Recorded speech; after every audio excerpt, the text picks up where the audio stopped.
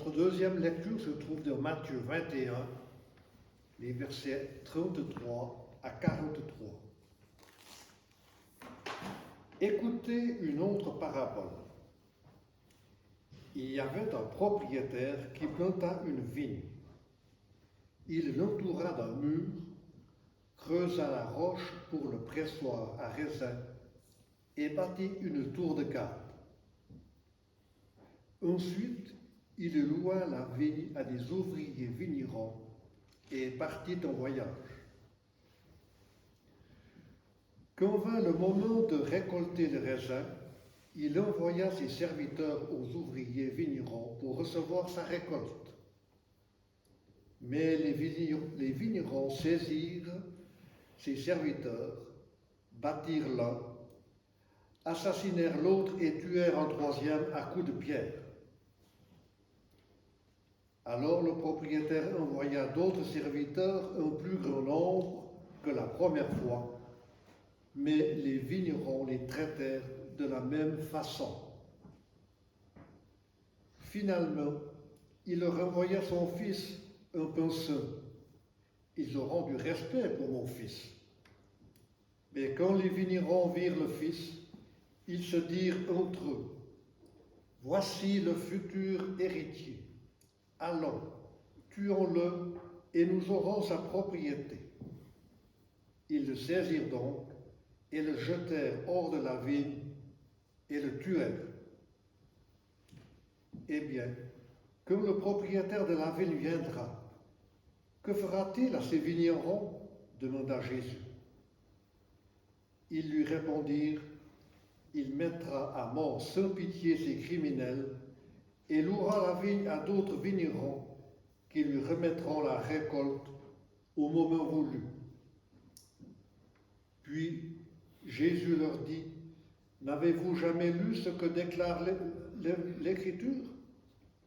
La pierre que les bâtisseurs avaient rejetée est devenue la pierre principale. Cela vient du Seigneur. Pour nous, c'est une merveille. C'est pourquoi, ajouta Jésus, je vous le déclare, le royaume de Dieu vous sera enlevé pour être confié à un peuple qui en produira les fruits. Gloire à toi, Seigneur.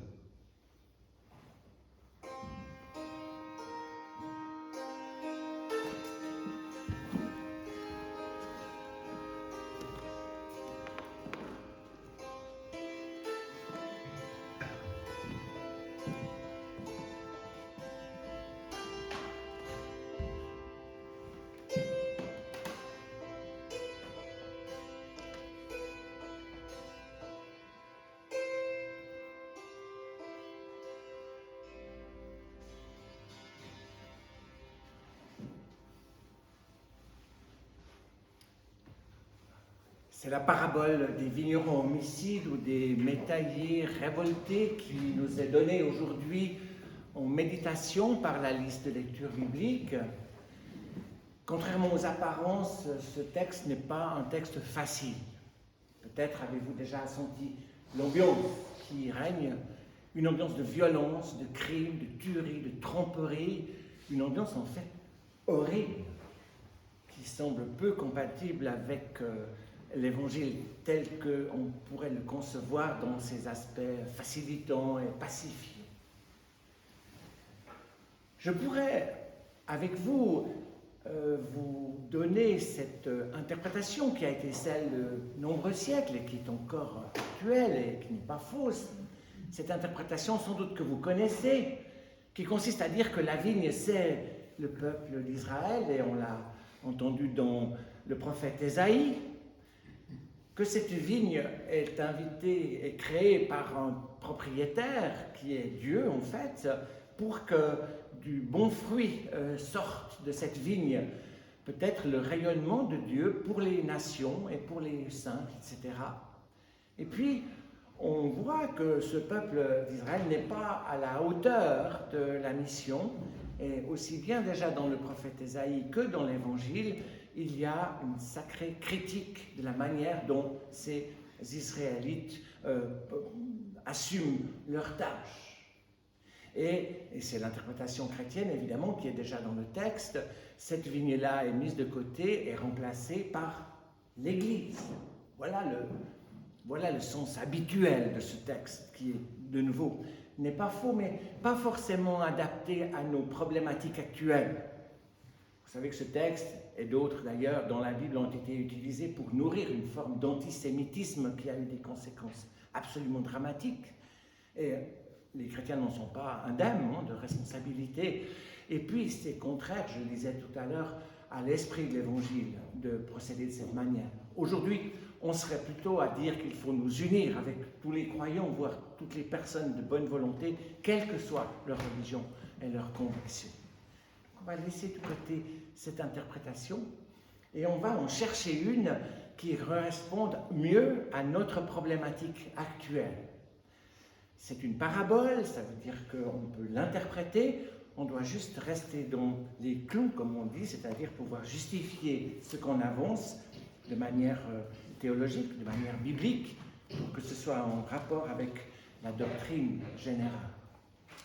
C'est à une lecture un peu originale que je vous invite maintenant, une lecture particulière de ce texte. Commence par écouter. Alors ça c'est important ça parce qu'on écoute peu en fait. Quand on voit un texte on dit ah oui ça veut dire ça et hop on passe à la page d'après. Écoutez. Et c'est Jésus qui dit ça. Et ça reste évidemment important, puisque vous le savez, la foi vient de ce qu'on entend, et ce qu'on entend vient de la parole de Dieu. Écoutez. Écoutez cette parabole, ce texte imagé dont le sens est à décrypter et à trouver parce qu'il est légèrement caché et il est mystérieux. On peut donc, à juste titre, entrer dans une interprétation de cette parabole. Qu'est-ce qui est dit? On l'a déjà entendu, mais je le répète. Il y avait un propriétaire qui planta une vigne, bâtit une clôture, creusa un pressoir, bâtit une tour, puis la donna en fermage à des vignerons et partit en voyage. Qu'est-ce que ça suscite en vous comme association? Ces quelques mots très concis qui racontent avec une force extraordinaire une réalité universelle. Je vous écoute.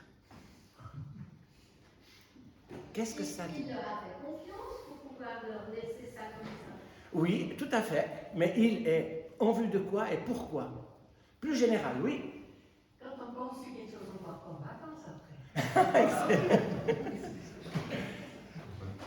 Il y en a qui travaillent, il y en a d'autres qui ne travaillent pas. Ce récit est... Oui, tout ce que vous dites, évidemment, c'est normal, on associe. Mais ça peut parler de quelque chose de très actuel et d'éternel, enfin de très vieux, de 14 milliards d'années. Ce verset, très court, décrit exactement le but de la création, en gros. Pourquoi? Eh bien, d'abord, il y a une initiative qui vient d'en haut, celle de Dieu, et il a envie de se créer un peuple, et il a envie que les gens soient joyeux, puisque c'est une sorte de vigne, donc de vin, et de vin, donc de joie, donc de fête. Et puis, il prend un soin particulier en l'entourant d'une clôture. C'est pour éviter que les animaux viennent manger les gens, etc. Donc, il la protège.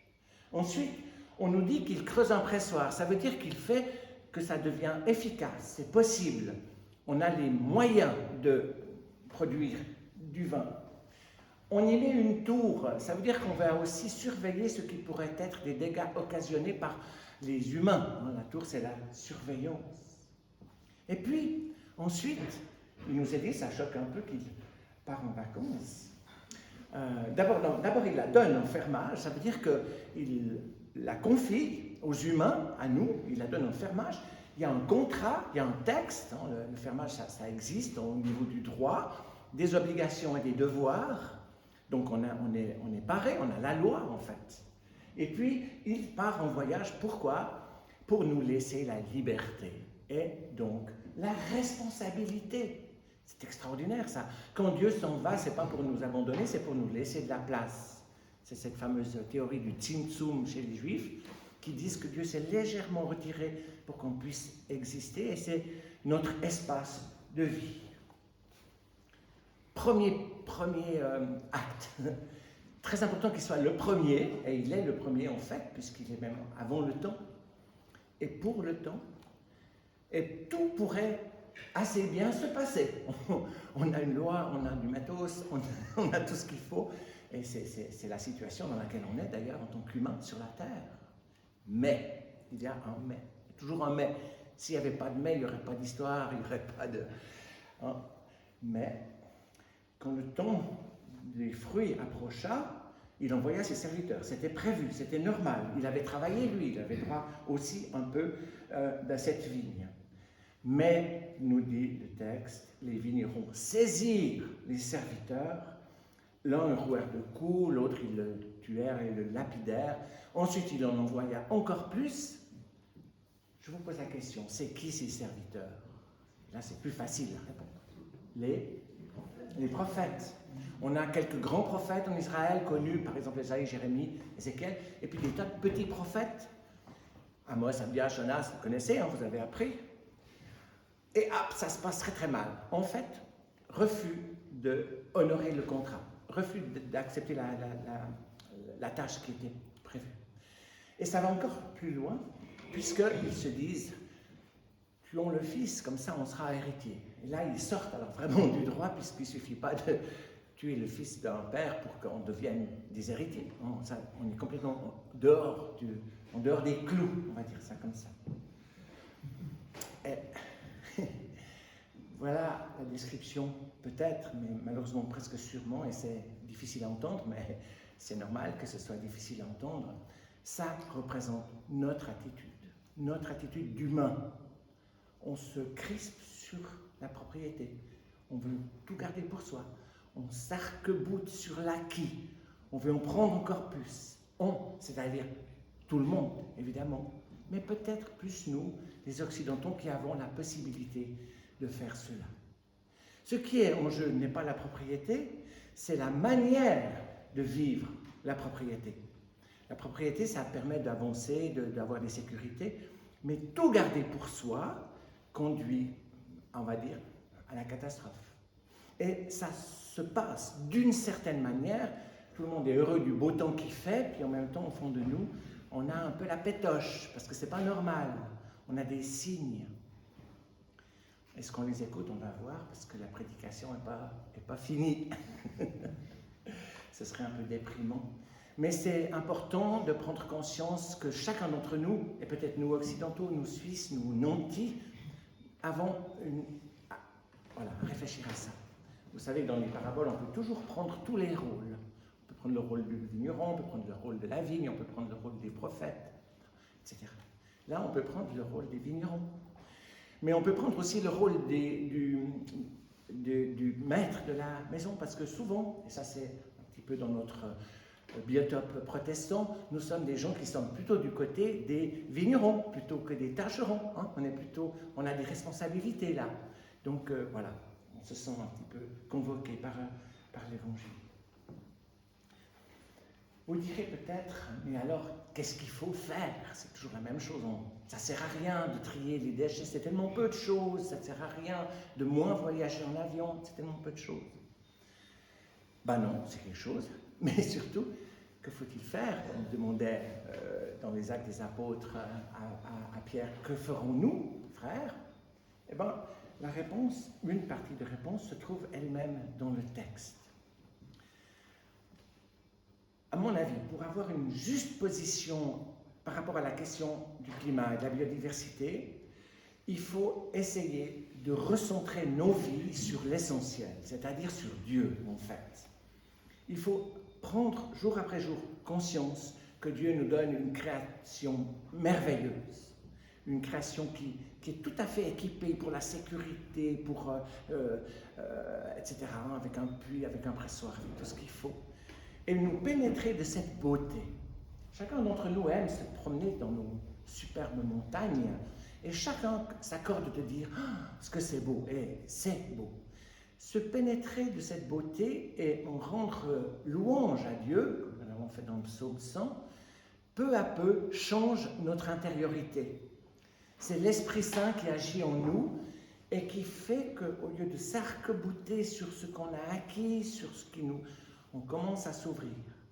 Mais c'est une conséquence de cette conscience que Dieu a créé tout ça et qui nous le confie. C'est pas une morale, c'est pas de la politique de bas étage, c'est simplement se situer par rapport à Dieu et le laisser nous transformer intérieurement. Et quand on relit le tout début de la parabole, on a là, si on peut bien dire, on a là le fondement, on a là la pierre angulaire sur laquelle on peut construire. Dans le texte, évidemment, que c'est Jésus, la pierre angulaire, mais on peut aussi voir cette immense conscience que nous sommes créés comme une pierre angulaire sur laquelle on peut construire notre vie. Et ça change aussi les choses puisque ça nous invite à avoir confiance dans l'avenir. On ne sait pas ce qui va se passer, mais on pose sur la pierre angulaire. Et même si c'est dramatique, la foi, notre assurance, notre profondeur nous donne d'avoir confiance puisque nous sommes dans les mains de Dieu. Soit que je vive, soit que je meure, je suis dans les mains du Seigneur. Ça va loin, évidemment. Notre société a perdu tout cet ancrage, il n'y a plus, les gens ne savent plus tout ça, et notre société a besoin de prophètes pour leur redire. Et chacun d'entre nous peut être un peu prophète.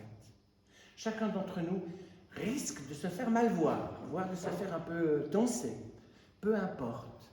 L'important, c'est d'être fidèle à la parole, c'est d'être fidèle à ce Dieu créateur qui veut que notre vie soit belle. La symbolique du vin, ça aurait pu être la symbolique du blé et du pain aussi, c'est la même réalité. C'est important d'écouter les prophètes, c'est important de parler, et c'est important, voilà, d'écouter les prophètes. Alors là, j'aimerais faire aussi rompre une lance.